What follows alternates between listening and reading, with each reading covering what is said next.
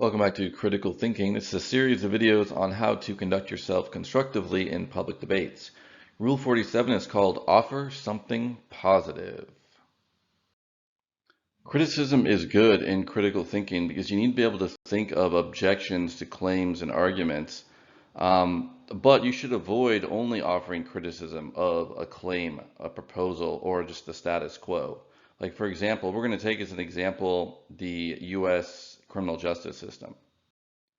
It can be better to make a positive claim or proposal that is better than the one that you disagree with.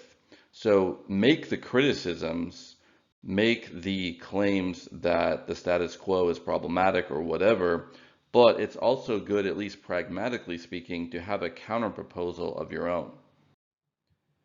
And the idea is that in order to argue for, in order to criticize a claim or proposal, and it's best to have an alternative that does a better job, either explaining the way the world works if it's a claim, or a better job accomplishing our goals as individuals or societies if it's a proposal.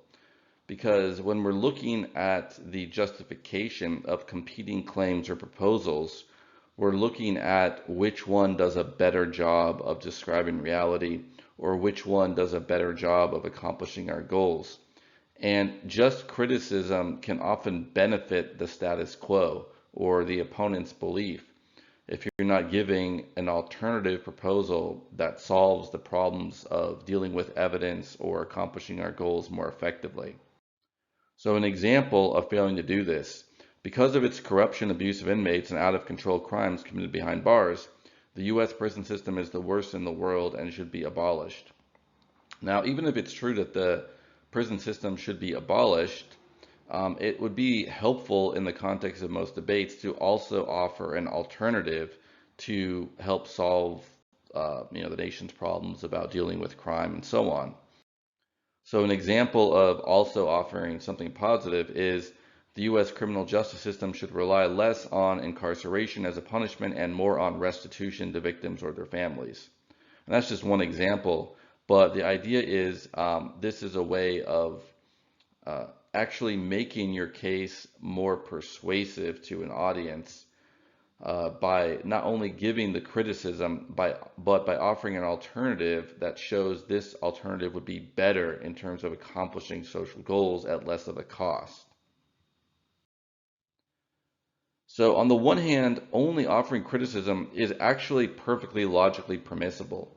There's nothing logically wrong with criticism alone, because you might be correct that some claim is false or some proposal is non-optimal, but practically speaking, it's often problematic or self-defeating because it's going to give people less of a reason to believe your position if you don't have a better alternative that is more effective at accomplishing whatever goals. Like if you criticize someone's way of exercising or their lack of exercise, they're less likely to change their behavior unless you also give them something positive that they could do. They'll just default to the status quo.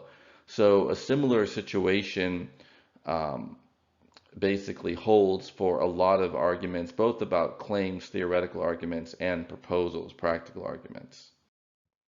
So here's an example problem. If you've been trying to lose weight, I've got bad news for you. Those diet sodas you've probably been drinking are actually making it harder for you to lose weight. So you'll notice this is just a criticism of diet sodas. It doesn't give a positive proposal of what to drink. And there's any number of positive proposals we might make. Here's one example. You should drink green smoothies made with kale, spinach, lemon, and ginger.